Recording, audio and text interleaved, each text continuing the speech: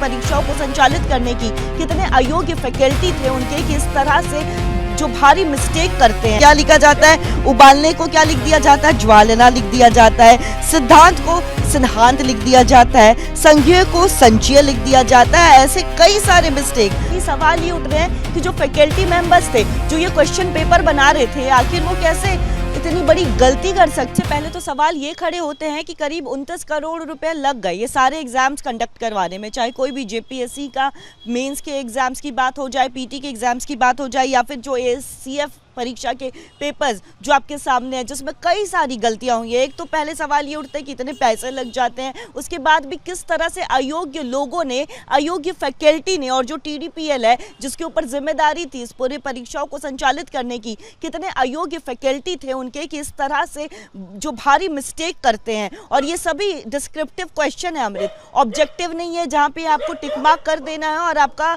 जो है सवालों का जवाब दे दिया जाएगा। सब डिस्क्रिप्टिव है, यानी उसके लिए आपको सवाल का समझना बेहद ही जरूरी हो जाता है। लेकिन देखिए क्या लिखा जाता है? उबालने को क्या लिख दिया जाता है? ज्वालना लिख दिया जाता है। सिद्धांत को सिद्धांत लिख दिया जाता है। संज्ञेय को संचय लिख दिया जाता है। ऐसे कई सारे मिस्टेक, अगर आप उस क्वेश्चन पेपर को देखोगे तो आपको कई सारे ऐसे मिस्टेक्स जो है वो इसमें नजर आएंगे।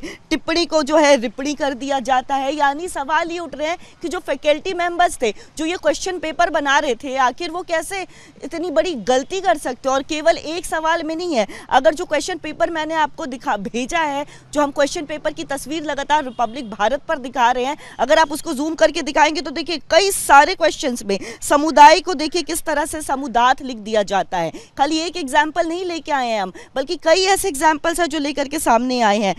देखिए कई बात करें तो कारणों को कर्ण लिख दिया जाता है। यानी ऐसे सवाल लिख दिए जा रहे हैं कि स्टूडेंट्स को समझ ही नहीं आ रहा है कि उनको अब जवाब भी क्या लिखना है। स्टूडेंट्स तो पूरी तरह से कंफ्यूज हो गए। अब अगर इनकी गलती की वजह से वो स्टूडेंट जवाब ठीक से नहीं लिख पा रहे क्योंकि आपके सवाल जो है उसमें ही भारी गलतियां हैं, भारी मिस्टेक है, तो ऐसे में अब स्टूडेंट्स के मार्क्स कम आते हैं तो आखिर इसकी जिम्मेदारी कौन लेगा? जिम्मेदारी जिनको लेनी चाहिए वो जिम्मेदारी नहीं लेते हैं।